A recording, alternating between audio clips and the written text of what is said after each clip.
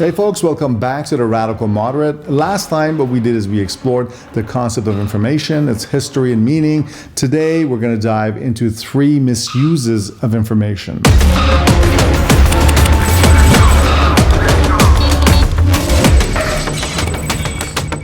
You've probably heard about misinformation, disinformation, and now this new term, malinformation. These terms are often used interchangeably, but they really mean very different things. So let's break them down. Misinformation.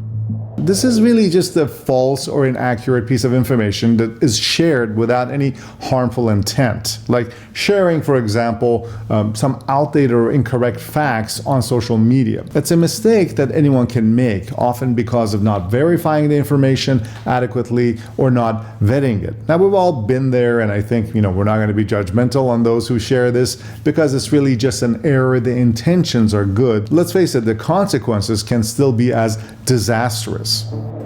Disinformation. This really is a little bit more malicious. It is a deliberate false information that is shared with the intent to deceive someone. Governments, for example, organizations, or individuals often use this information as a tool to manipulate opinions or behavior strategically. It's really manipulative in nature, and it has its own specific reasons. So this information is not something that is good.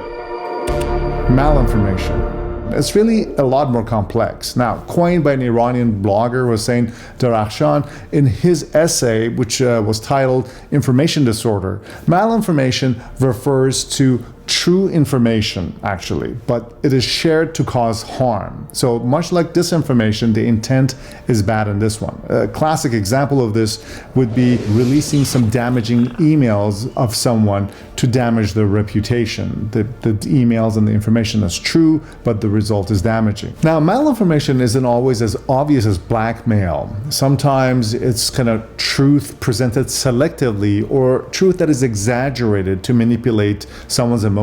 For example, the movie Jaws. Now, for those of you who are old enough, you remember that this movie came out in the mid-70s and scared the heck out of people out of the beach and from the water. The portrayal of a great white shark in this movie was technically true. It is a dangerous animal, but it exaggerated the danger of this animal, and it also caused a backlash against the broader species of sharks as a whole, and it created fear and even a mass hunting of sharks out of the sea. Now, out of the 500 known species of sharks, less than 10% are dangerous to humans occasionally.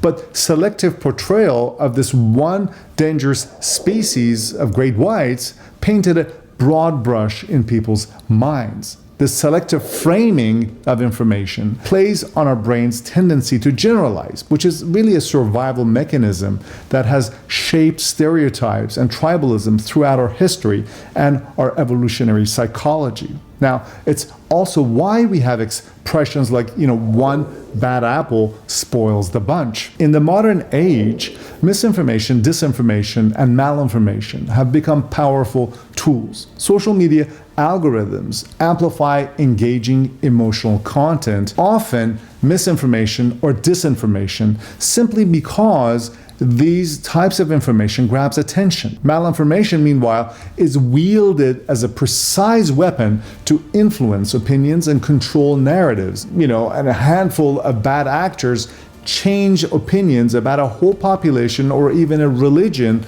using this type of information. And this is one way information can be weaponized. As Mark Twain famously said, it is easier to fool people than convince them that they've been fooled.